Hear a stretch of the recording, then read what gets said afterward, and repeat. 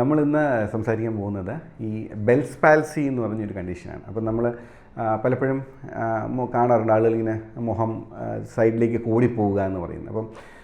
അപ്പം യൂഷ്വലി എന്താണ് ഈ ബെൽസ് പാൽസി എന്ന് പറഞ്ഞത്? അതായത് നമ്മൾ ഈ ഫേഷ്യൽ നെർവിൽ വരുന്ന നീർക്കെട്ടുകൾ, അത് ചിലപ്പം വൈറസിൻ്റെ ഇൻഫെക്ഷൻ, പോസ്റ്റ് വൈറൽ ഇൻഫെക്ഷൻ കൊണ്ടുവരാം, ചിലപ്പം തണുപ്പ് കാറ്റടിച്ചിട്ട് വരാം, ചിലപ്പം പ്രത്യേകിച്ച് റീസൺ ഇല്ലാതെയൊക്കെ വരാം. അപ്പം അങ്ങനെ വരുമ്പോൾ എന്ത് പറ്റുമെന്ന് വെച്ചാൽ ഈ ഫേഷ്യൽ നെർവ് ഇവിടെ ഈ എല്ലിൻ്റെ ഇടയിൽ കൂടെ വന്ന് നമ്മുടെ മുഖത്തേക്കുള്ള സപ്ലൈ വരുന്നതാണ്. അവിടെ വരുന്ന നീർക്കെട്ടുകൾ വരുമ്പോൾ ആ ഫേഷ്യൽ നെർവിനുണ്ടാകുന്ന നീർക്കെട്ട് ബാധയാണ് ഈ ഫേഷ്യൽ പാൽസി അല്ലെങ്കിൽ ബെൽസ് പാൽസി എന്ന് പറയുന്നത്. അപ്പോൾ ബെൽസ് പാൽസി വരുമ്പോൾ എന്ത് പറ്റുമെന്ന് വെച്ചാൽ മുഖം ഒരു സൈഡിലേക്ക് കോളിപ്പോവും. അപ്പം നമ്മുടെ ഈ മുഖത്തിൻ്റെ രണ്ട് സൈഡിലുള്ള മസിലുകൾ ഈ രണ്ട് സൈഡിലേക്ക് ഇങ്ങനെ വലിച്ചാണ് നിർത്തിയിരിക്കുന്നത്. അപ്പോൾ എന്ത് പറ്റുമെന്ന് വെച്ചാൽ ഈ ഒരു സൈഡിലെ മസിലുകൾക്ക് ഒരു വീക്ക്നെസ് കൺട്രോൾ ചെയ്യാൻ പറ്റാതെ വന്നാൽ ഈ മറു സൈഡ് ഇങ്ങോട്ടങ്ങ് വലിക്കും. അപ്പം ശരിക്കും ഈ സൈഡിൽ പ്രശ്നം വരുമ്പോഴാണ് ഈ സൈഡിലേക്ക് വലി വരുന്നത്. അപ്പോൾ ഈ സൈഡിലായിരിക്കും കുഴപ്പം വരുന്നത്. അപ്പം എന്താണ് നമുക്ക് ആ ഫിസിയോതെറാപ്പിയുടെ ഇമ്പോർട്ടൻസ് അവിടെ? ആദ്യം നമ്മൾ ഈ ബെൽസ് പാൽസി വരുമ്പോഴേ ആദ്യം ഒരു ഡോക്ടറിനെ കണ്ട് സ്റ്റിറോയിഡ്സ് സ്റ്റാർട്ട് ചെയ്ത് അല്ലെങ്കിൽ അദ്ദേഹം പറയുന്ന മരുന്നുകളൊക്കെ കഴിക്കണം. ആ കഴിച്ചിട്ട് നമ്മൾ ഫിസിയോതെറാപ്പിസ്റ്റിൻ്റെ ജോലി എന്താണെന്ന് വെച്ചാൽ ആ മസിലുകളുടെ ചലനശേഷി നഷ്ടപ്പെട്ടു, ഫങ്ഷൻ ഇല്ല, പാരാലിസിസായി. അപ്പം ആ മസിലിൽ തിരിച്ച് റിക്കവറി ചെയ്ത് വരുന്നവരെയുള്ള ഒരു സമയം ആ മസിലിൻ്റെ ഇലക്ട്രോ കെമിക്കൽ ചേഞ്ചസിനെ കാത്തു സൂക്ഷിക്കുക, മസിൽ നഷ്ടപ്പെടാതെ വേസ്റ്റ് ചെയ്യാതെ സൂക്ഷിക്കുക. അപ്പോൾ അതിന് നമുക്ക് ഒരുപാട് മൊഡാലിറ്റീസ്, നമുക്ക് സ്റ്റിമുലേഷൻ, ഇലക്ട്രിക്കൽ സ്റ്റിമുലേഷൻ കൊടുക്കുമ്പോഴത്തേക്കും ആർട്ടിഫിഷ്യലി ആ മസിലിനെ നമ്മൾ ചലിപ്പിക്കും.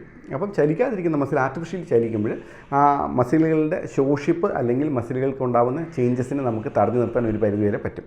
രണ്ട്, ആ ഏരിയയിലേക്ക് നമുക്ക് പ്രത്യേക ടെക്നിക്കിലുള്ള ഒരു നീഡിങ് മസാജസ് ഉണ്ട്. അപ്പോൾ അതെല്ലാം നമ്മൾ പേഷ്യൻറ്റിന് പഠിപ്പിച്ചു കൊടുക്കും എങ്ങനെയാണ് ചെയ്യേണ്ടതെന്ന്. പിന്നെ ചെറുതായിട്ട് ഇളം ചൂട് നമുക്ക് ടവലിലോ വല്ലതും വെച്ചിട്ട് ചൂട് വെച്ചിട്ട് ആ രക്തഓട്ടത്തിനെ വർദ്ധിപ്പിക്കാനായിട്ട് സഹായിക്കും.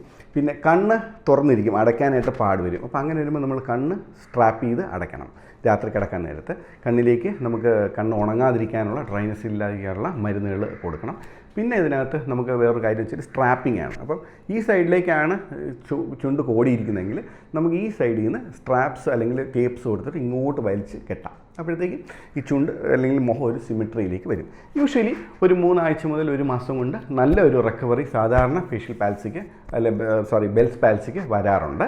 ഫേഷ്യൽ പാൽസി എന്ന് പറയുന്നത് അപ്പർ മോട്ടോർ എന്ന് പറയുന്നത് ബ്രെയിനിൻ്റെയൊക്കെ വരുമ്പോൾ വരുന്നതാണ്. മറ്റ് ബെൽസ് പാൽസി എന്ന് പറയുന്നത് ഈ ഒരു ടെമ്പററി ആയിട്ട് വരുന്നൊരു അസുഖമാണ്. അതിനകത്ത് അത് പെട്ടെന്ന് റിക്കവർ ചെയ്യും. പക്ഷേ ഒരു ഫിസിയോതെറാപ്പി സപ്പോർട്ട് അതിനകത്ത് കൊടുക്കുന്നത് എപ്പോഴും വളരെ നല്ലതായിരിക്കും, നല്ല റിക്കവറി വരും. അപൂർവം കുറച്ച് ആൾക്കാരിൽ ഈ ബെൽസ് പാൽസി കുറച്ച് നീണ്ടു പോകാറുമുണ്ട്.